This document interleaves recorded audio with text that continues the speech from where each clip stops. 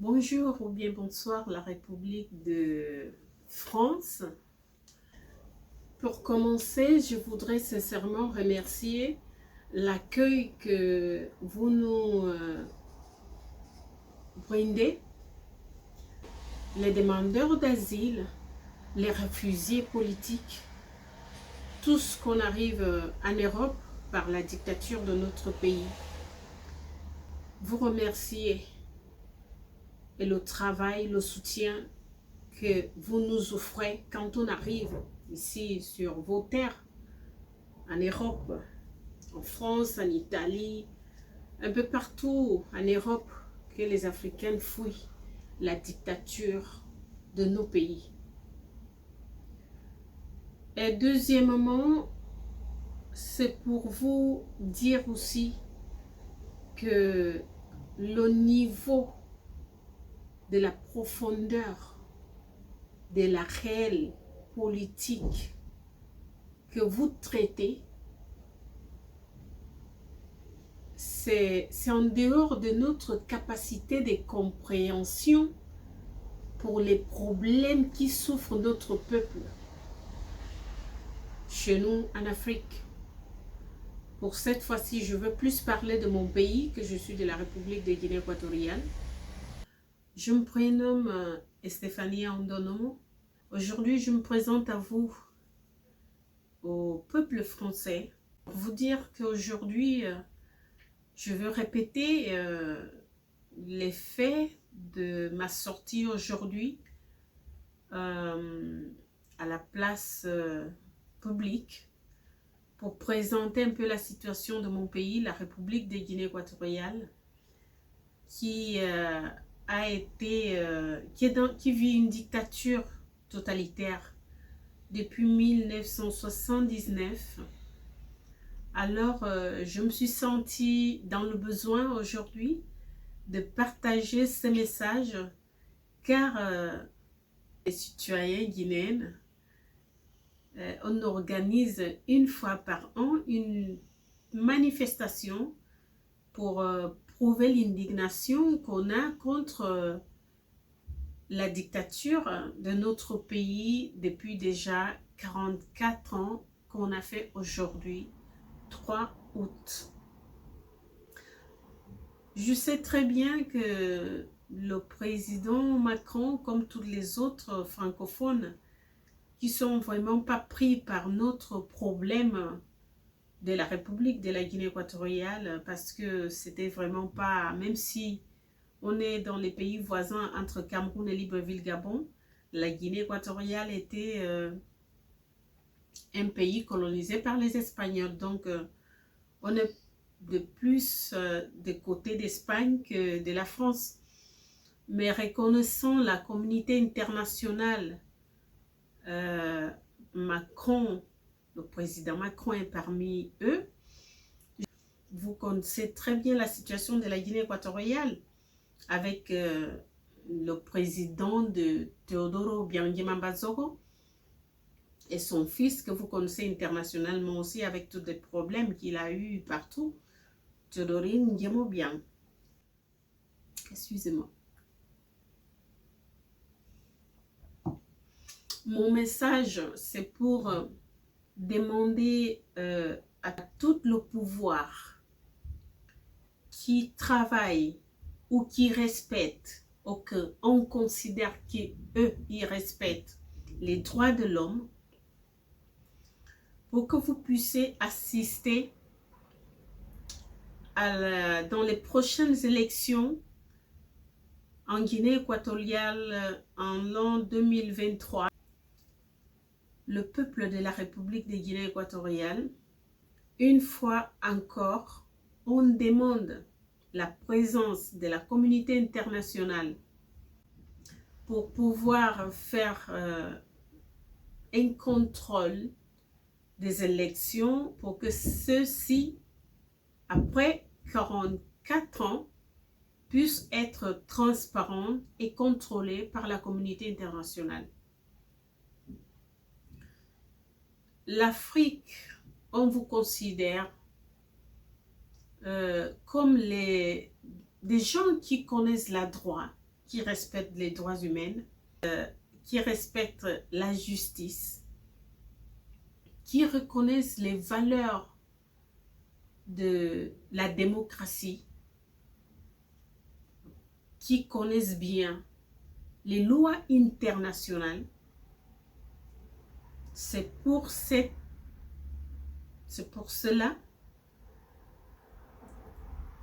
on vous demande la présence, la compagnie, pour que cette fois-ci, la Guinée équatoriale, qui souffre d'une dictature totalitaire, peut avoir la liberté pour que les citoyens guinéens puissent vivre, avoir un peu de paix. Et cela me vient aussi de vous rappeler que les partis politiques de la Guinée équatoriale, les activistes, les associations humanitaires, on aimerait bien dialoguer avec vous. On aimerait bien connaître les négociations que le dictateur qu'on a en Guinée, les réunions que vous avez à la communauté, à l'ONU, s'il y a une possibilité que les représentants, les candidats des représentants des partis politiques de la République de Guinée équatoriale, comme les autres pays d'Afrique, s'ils peuvent avoir une réunion avec vous, le président d'Europe, pour pouvoir négocier qu'est-ce qu'il faut faire, quoi doit être votre jeu pour pouvoir aider d'une façon positive, négocier pour le bien de tout le monde, pour pouvoir permettre d'autres puissent avoir une vie libre. Ce soirée, aujourd'hui, quand je suis sortie, je n'ai pas pu bien communiquer mon message, avec trop de bruit au fond. Donc, j'essaye de rajouter les mêmes mots similaires pour vous présenter ma demande comme celle de tout mon peuple de la Guinée équatoriale pour les prochaines élections de 2023 ou peut-être ils seront en avant en 2022. On demande la présence, l'aide, accompagnement de la communauté internationale. Et s'il y a des négociations à faire, les accords à signer pour votre aide, je ne comprends pas pourquoi tant de dictatures en Afrique ayant les droits humains internationaux. C'est quoi les négociations si les représentants de partis politiques, les associations humanitaires, si ces gens aussi peuvent négocier avec vous pour qu'on puisse travailler ensemble pour le bien-être de l'humanité dans notre monde. On est les mêmes personnes partout où on se trouve au monde. Toutes les ethnies, toutes les couleurs de personnes. Et je vois bien ici en Europe, même les animaux de toutes sortes sont respectés. Et la vie des Guinéens, des Africains qui souffrent de la dictature, c'est la même vie des humanités de l'Europe aussi. Et on vous demande vraiment l'aide à la communauté internationale pour pouvoir nous assister dans les prochaines élections dans notre pays en Guinée équatoriale. Les gens veulent vivre libres, en paix. Il y a trop d'assassinats, il y a trop d'oppression, une dictature totalitaire depuis 1979 qu'aujourd'hui on fait 44 ans. excusez-moi.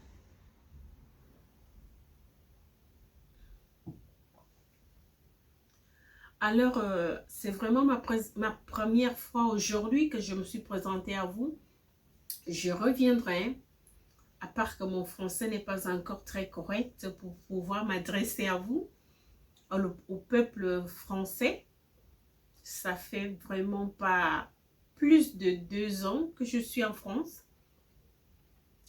Alors, de plus en plus, je vais continuer à me présenter, à essayer de me communiquer avec vous.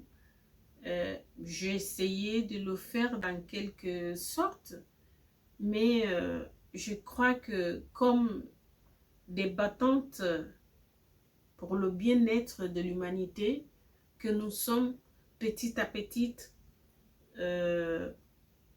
on devra faire quelque chose pour la communication, pour le dialogue, pour les négociations. C'est comme j'ai dit que nous devons faire des bonnes négociations dans la politique pour le bien de tout le monde. Alors pour le moment, je vais arriver jusque là. Sur la vidéo, je vais indiquer la page web qu'on a créée pour présenter petit à petit nos enquêtes. Je sais que vous savez beaucoup sur la Guinée équatoriale, sur l'Afrique, vous savez tout ce qui se passe, mais on va faire petit à petit pas. Pour le temps passe, la vie passe. Les possibilités passent maintenant, c'est vous qui représentez la France. Avec le temps, peut-être, les gens vont parler avec une autre personne. Tant que vous êtes encore là, vous pouvez faire beaucoup de choses pour le bien-être de l'humanité selon votre volonté, votre personnalité. Qu'est-ce que vous défendez vraiment? Alors, je disais dans l'espace de la page web que j'ai créée, il y a un espace pour les francophones qu'on va de temps en temps essayer de mettre l'information en français et voir si on peut s'échanger pour connaître un peu plus de jour en jour ce qui se passe vraiment dans notre pays, la République de Guinée équatoriale. Je m'adresse à vous, même si, comme je dit avant, même si vous n'êtes pas directement très collé à nous. Mais de toute façon, comme je viens de le dire, comme vous êtes de la communauté internationale, vous assistez dans les mêmes réunions avec les présidents de peu partout au monde. Donc, et moi actuellement que je vis en France pour des motifs, voilà. Donc, je veux commencer un peu plus à m'adresser à vous, à part par vidéo, voyons voir par lettre, je sais pas, peut-être essayer d'assister à un de vos réunions, je sais pas. Si c'est possible, j'aimerais bien parce que je me suis déjà mis dans la politique pour le bien-être de l'humanité, même si je vis actuellement ici en France, pour le bien-être des gens de mon pays, la République de la Guinée équatoriale. Donc, j'ai besoin de vous. J'ai besoin de vous pour voir qu'est-ce qu'on peut faire dans la politique de mon pays avec votre personne qui est encore dans le pouvoir et votre disponibilité à défendre des droits humains dans le monde international. Merci encore une fois et à très bientôt.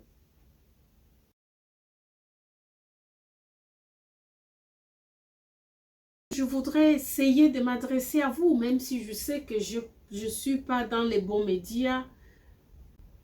Mais les problèmes que je souffre dans ma vie, depuis mon enfance, tout l'Africain qui se trouve à l'intérieur, comme ceux qui sont dehors, même si c'est que ce qui sort du pays, ça semble qu'on s'est sauvé, mais nos familles, qu'on laisse, nos enfants qui grandissent là-bas, le futur d'humanité, ma demande à vous, à la communauté internationale, je m'adresse à vous, comme je vous dis, c'est par la loi humanitaire qui nous représente comme les êtres humains. C'est pour ces causes que je me suis animée à essayer de vous envoyer ces messages pour vous expliquer surtout que prochainement, dans l'année 2023, peut-être 2022, il y aura les élections chez nous en Guinée. Je veux vous dire que toutes les Africains ne doivent pas sortir de l'Afrique pour venir chercher la vie ici, parce que vous allez nous accueillir, parce que vous allez nous soutenir, parce qu'ici, on a tout ce qu'on a besoin chez nous. Le respect, le trait humain, les droits de l'homme. C'est pour cela que j'ai demandé parfois, et je continue à le demander, les réunions qui se traitent à l'ONU, Nations Unies. Je suppose et je crois bien que c'est pour les problèmes de l'humanitaire du monde entier, tels que Amnesty International, c'est international pour partout dans le monde. C'est vous qui êtes dans le pouvoir. C'est vous qui avez la loi dans vous. La loi est dans vos mains. Et qui doit faire respecter la loi des droits humains? Je ne veux plus en parler pour le moment de la souveraineté du peuple ou de la loi de non-ingérence. Mais les droits humains sont internationaux. Vous avez bien entendu la situation de la République de Guinée équatoriale avec Teodoro Obiang Mbasogo. Vous savez des problèmes qu'il y a en Guinée, vous savez des problèmes, tout ce qu'ils ont fait dans le monde. Les accusations qu'ils ont partout. Ça fait pas très longtemps qu'on était à Paris avec le sujet des biens mal acquis de son fils Théodorine. Et même lui-même, Obiang Mbasogo, il a des problèmes dans le monde entier. Mon petit message, ou grand message que j'aimerais vous envoyer, je l'essaye, c'est demander entre vous et la communauté internationale de pouvoir assister dans les prochaines élections dans notre pays, Guinée équatoriale, pour que 44 ans après, il puisse y avoir un changement dans notre vie. 44 ans, Monsieur Macron, je ne connais pas exactement votre âge. Ce président de la Guinée existe depuis 1979. Jusqu'à aujourd'hui, le peuple est mort de peur, assassiné tous les jours, maltraité. Il n'y a pas d'école, il n'y a pas des hôpitaux, ils font tout dehors.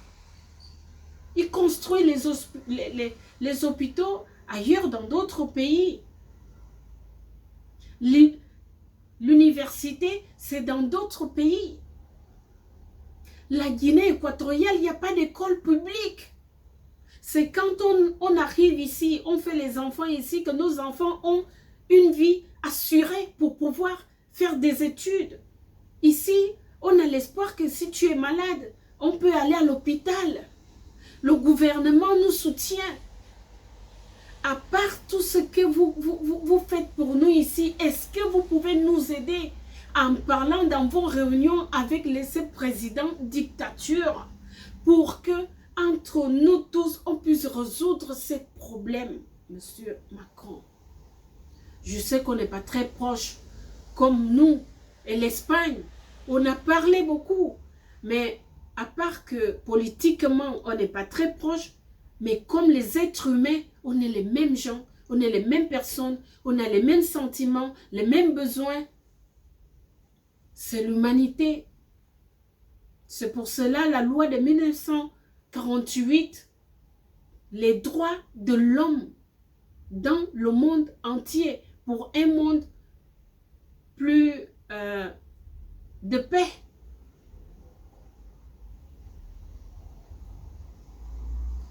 Le monde a beaucoup de richesses.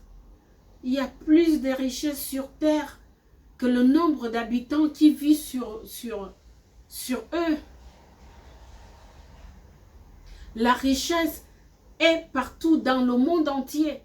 Peut-être l'Afrique a des trucs que l'Europe n'a pas. C'est comme l'Europe aussi a ces choses que l'Afrique n'a pas. Pourquoi la politique n'est pas pour les accords humains, pour qu'on puisse se soutenir, partager le bien qu'on trouve avant qu'on soit né? Le monde est déjà créé avec tout ce qu'il a. On peut se bénéficier, nous tous, de tout ce qu'on trouve sur terre, qu'on va laisser chacun dans son temps. Les gens veulent vivre en Afrique. Vivre. Quand je dis vivre, je ne pense pas à la richesse.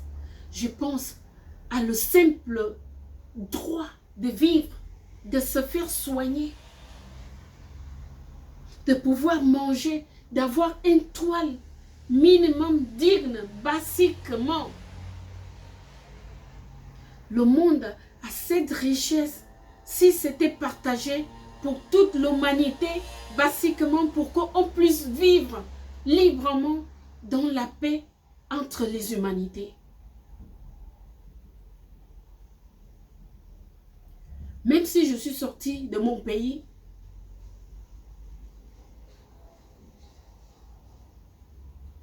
je souffre pour mon peuple.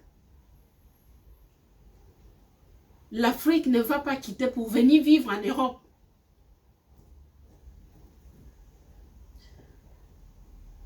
La Union européenne,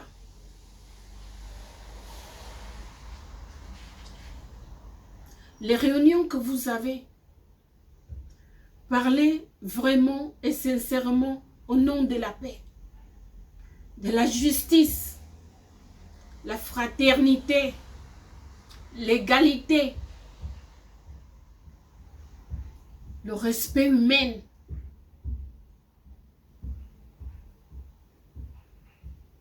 Je vous répète encore à tous qui peuvent écouter ce message,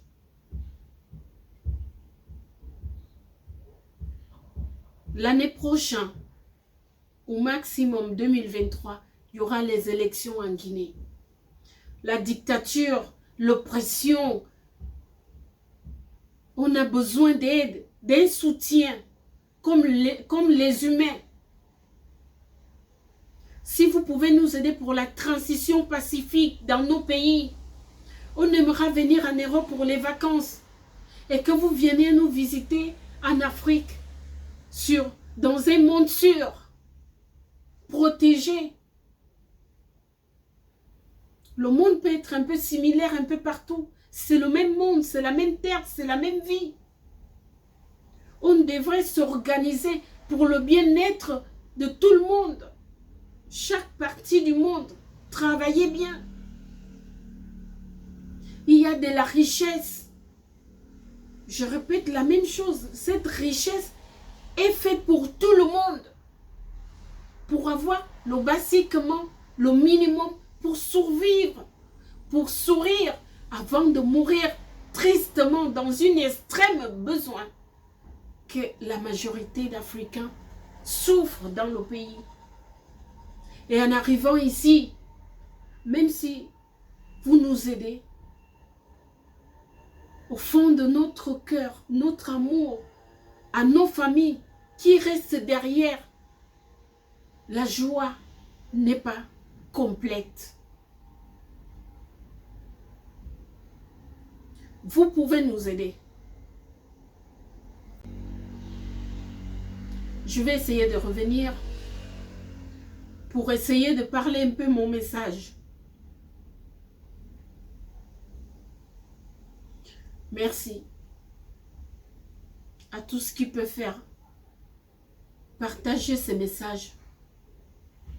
Je parle comme une mère humanitaire.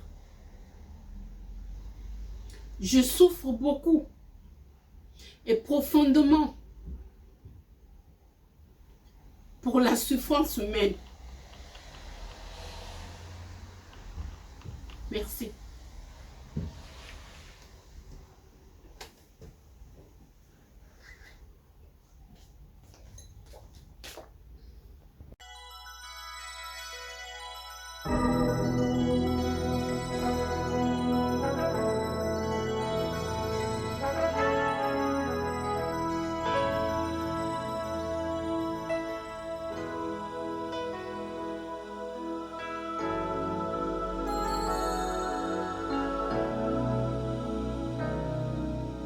There comes a time when we heed a certain call, when the world must come together as one. There are people dying. Oh, and it's time to lend a hand to life, the greatest gift of all. We can't go on pretending day by day that someone somewhere will soon make a change. We all a part of God's great big family. And the truth, you know, love is all we need. We are the world, we are the children, we are the ones who make a brighter day. So let's start giving. There's a choice we're making. We're saving our own lives. It's true, we make a better day, just you and me.